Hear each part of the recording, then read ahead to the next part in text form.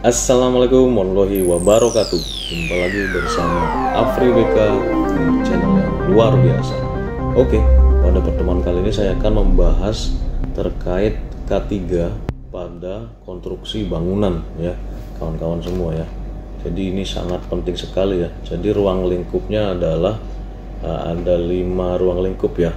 Yang pertama terkait konstruksi bangunannya, yang kedua sarana bangunan, masa konstruksi, masa serah terima pekerjaan konstruksi, dan masa pemeliharaan atau perawatan.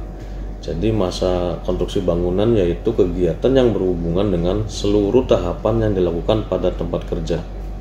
Nah, sarana bangunan adalah semua instalasi peralatan sarana pendukung dari kegiatan tahapan konstruksi bangunan, mulai dari kegiatan pelaksanaan, serah terima sampai dengan masa pemeliharaan dan perawatan. Dan masa konstruksi yaitu tahap pekerjaan yang dilakukan kontraktor atau pelaksana yang menghasilkan produk teknis bangunan.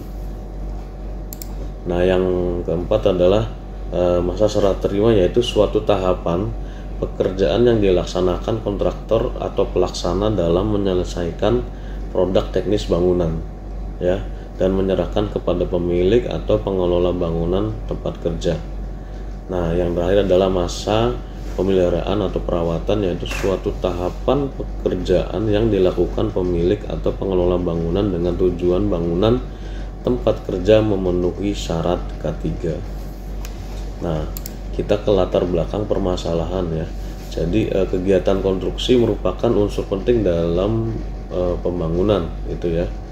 Yang berikutnya adalah kegiatan konstruksi menimbulkan berbagai dampak yang tidak diinginkan, antara lain menyangkut aspek keselamatan kerja dan lingkungan ya.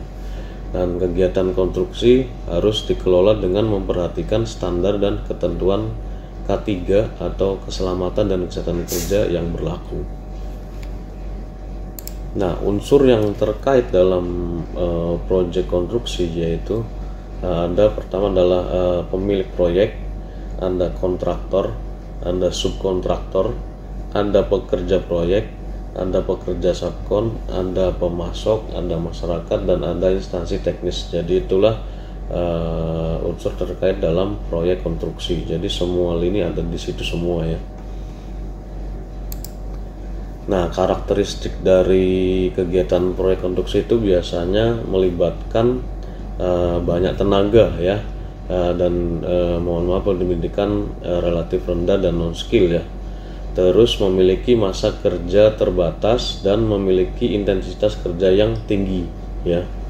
Bersifat multidisiplin dan multicraft ya, dan menggunakan peralatan kerja beragam ya, ada jenisnya, teknologinya, kapasitas, dan kondisinya. Jadi semuanya ada di situ. Oke, kita ke ini ya, data accident atau data kecelakaan. Itu paling tertinggi ya kan. Itu untuk datanya adalah yang pertama konstruksi ya, yang kedua industri, yang ketiga transport, yang keempat pertambangan, yang kelima kehutanan, dan ya, yang lainnya ya, seperti itu. Nah, data penyebab kecelakaan di sektor konstruksi yang tadi besar ya, itu biasanya yang paling utama itu jatuh ya, jatuh dari atas ketinggian ya. Terus berikutnya terbentur, tertimpa ya, atau ada mesin dan alat ya, dan juga transport ya. Jadi seperti itu biasanya, kebanyakan itu fall ya atau jatuh. Jadi seperti itu. Nah, permasalahannya juga biasanya belum ada kepedulian dalam penerapan K3 di proyek konstruksi ya. Ya, yang sudah ada itu sudah memang bagus, tapi ada juga beberapa yang belum ya. Belum ada acuan peraturan atau pedoman khusus untuk penetapan anggaran biaya K3 di konstruksi ya kan, seperti itu. Dan pelaksanaan program yang belum mendukung upaya pencegahan kecelakaan. Jadi seperti itu ya. Itu merupakan permasalahan, dan itu kita bisa lakukan perubahan-perubahannya ya. Kita kan intinya adalah mengikuti peraturan berdasarkan undang-undang ya, K3 di bidang konstruksi itu ya. Yang pertama itu kan Undang-Undang Nomor 1 nih tahun 1970 tentang keselamatan kerja. Terus ada Peraturan Menteri Tenaga Kerja ya kan, nomor 1/Men tahun 80 ya, tentang K3 konstruksi bangunan. Ada juga SKB Menaker dan Menteri PU ya, itu nomor 174/Men 86, dan juga nomor 104 KPTS 1986 tentang K3 pada tempat kegiatan konstruksi beserta pedoman pelaksanaan K3 pada tempat kegiatan konstruksi, dan SE Menakertran nomor 321 tahun 2007.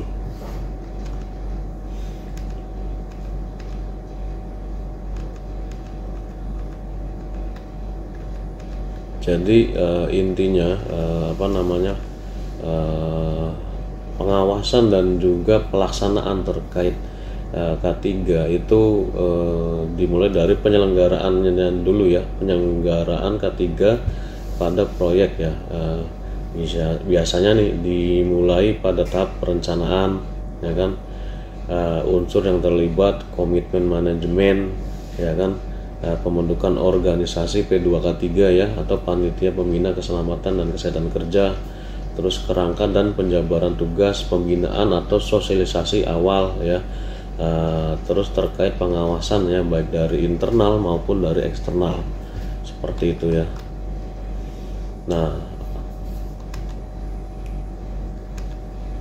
jadi jenis bahaya-bahaya di konstruksi itu ada beberapa ya, biasanya ada 4 nih. Physical hazard atau bahaya fisik, mechanical hazard atau bahaya mekanik ya, electrical hazard atau bahaya listrik, dan psychological hazard. Nah, bahaya psikologi, jadi ada 4 ya, seperti itu. Nah, untuk pencegahannya atau accident preventive atau accident prevention programnya ya. Jadi pencegahan adalah ada safe design, hazard identifikasi. Jadi kita mengidentifikasi dari bahaya. Nah, setelah itu pengendaliannya ya kan. Nah, dari engineering, APD, administratif dan lain sebagainya. Terus ke penanggulangannya, emergency response, sistem dan prasarana. Baru ke rehabilitasi. Jadi itu prosesnya ya. Jadi ada pra insiden, insiden, dan pasca insiden ya. Itu lebih bagus adalah tindakan preventif atau pencegahan.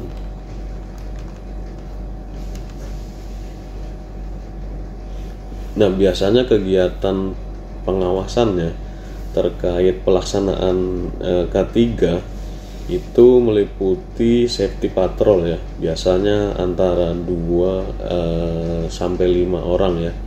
Jadi safety patrol itu dia keliling ya kan ya, ada jam-jamnya dan hari-harinya. Jadi dia keliling terkait masalah-masalah keselamatan ya kan, atau terkait pemakaian APD dan sebagainya. Jadi ada diawasi. Ada juga dia safety supervisor, jadi petugas yang ditunjuk oleh pimpinan proyek ya. Dan juga ada safety meeting. Jadi dari safety patrol dan supervisi itu dibahas dari hasil temuannya, jadi seperti itu, dan bagaimana untuk closing untuk supaya bisa mencegah itu tidak terjadi ya, hal-hal yang tidak diinginkan. Nah, untuk biasanya di pagi hari dan juga karyawan yang baru masuk itu ada yang namanya safety induction ya.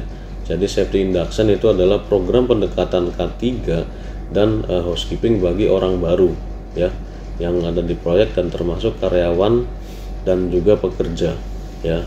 Nah, kalau pagi biasanya nih, misalnya pagi nih sebelum bekerja ada ngumpul tuh ya, briefing dan juga namanya toolbox meeting. Nah, untuk toolbox meeting itu biasanya adalah pengarahan tentang K3 ya, atau keselamatan kerja, dan juga housekeeping yang ditujukan kepada para pekerja dan karyawan yang akan berada di area kerja. Begitu rekan-rekan. Nah, ada juga safety talk ya.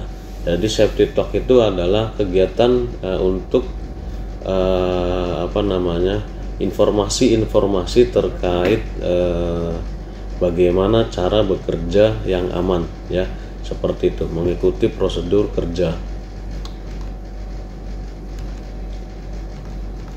Nah, setelah itu kita ke tahapan ya. Jadi dari tahapan-tahapan tersebut ya, itu yang paling utama adalah apa? Kita identifikasi bahaya ya, seperti itu ya. Jadi sebelum memulai suatu pekerjaan, kita harus mengidentifikasi dari bahaya-bahaya yang kemungkinan dapat menjadi timbulnya hal yang tidak diinginkan ya. Ada juga kita safety review. Jadi kita kaji terkait K3 bahwa meyakinkan bahwa proyek itu dibangun dengan standar keselamatan yang baik sesuai dengan persyaratan ya. Jadi seperti itu. Ada juga terkait pembinaan dan pelatihan, itu sangat penting ya, terkait itu ya. Jadi kalau kita banyak training atau latihan yang terkait K3 ataupun terkait pekerjaan dan sebagainya, itu bisa mengurangi dari resiko atau tingkat bahayanya ya. Terus berikutnya adalah safety committee atau P2K3 ya, atau panitia pembina keselamatan kerja ya. Itu wajib ada ya. Karena apa? Itu merupakan sarana ya, pembinaan terkait K3. Jadi disitulah dibahas permasalahan-permasalahan K3 ya, dan juga bisa mendapatkan solusinya. Nah, ada juga ini nih, biasanya itu safe walking practice ya. Jadi biasanya dia safe walk practice ini disusun sebagai pedoman keselamatan untuk setiap pekerjaan yang berbahaya. Contohnya pekerjaan welding atau ngelas, terus scaffolding ya, ataupun perancah, working at height atau bekerja di ketinggian ya, chemical activity atau penggunaan bahan kimia ya, terus confined space atau bekerja di ruang terbatas atau tertutup ya, dan juga mekanisme working atau bekerja dengan peralatan mekanis. Jadi semuanya harus ada. Dan juga kita membuat sistem izin kerja ya. Jadi jika ada izin kerja itu sudah terperinci ya. Di situ apa saja yang akan dilakukan, siapa saja personel, jam berapa yang akan dikerjakan sampai selesai jam berapa, pekerjaannya apa, menggunakan alat pelindung dirinya apa. Jadi semuanya ada di situ ya. Apa yang akan siapkan terkait alat-alat keselamatannya. Jadi semuanya ada di izin kerja, dan itu ditandatangani oleh supervisi ya kan, kerja, terus juga asisten ya, dan juga manajerialnya. Jadi seperti itu, dicek terlebih dahulu untuk karya kerjanya, baru permit atau izin kerja itu ditandatangan ya, dan baru bisa melakukan aktivitas pekerjaan. Nah, ada juga terkait equipment inspection ya, atau inspeksi peralatan. Jadi semua peralatan mekanis ya, ataupun alat-alat yang lain itu harus wajib dilakukan inspeksi. Dan juga agar peralatan tersebut berfungsi normal ya, memastikan bahwa tidak adanya kegagalan dalam fungsi alat. Jadi seperti itu. Nah, yang paling utama lagi adalah terkait dari faktor 2 ya, 2 faktor ini, unsafe action dan unsafe condition ya, tindakan tidak aman dan kondisi yang tidak aman. Jadi memastikan bahwa 2 faktor ini ya, kita bisa reduce atau kurangi ya, apalagi yang unsafe action ini ya. Jadi yang unsafe action ini kebanyakan kemungkinan terjadi kecelakaan itu adalah tindakan tidak aman. Nah, seperti itu. Sudah tahu itu tidak aman, tetap dilakukan, tetap dikerjakan dengan kondisi yang tidak aman, maka terjadilah hal yang tidak diinginkan. Oke, saya rasa cukup. Terima kasih kepada rekan-rekan semua. Terima kasih sudah bersama dengan Afri BK di channel yang luar biasa. Salam keselamatan, utamakan keselamatan dan kesehatan kerja. Wassalam.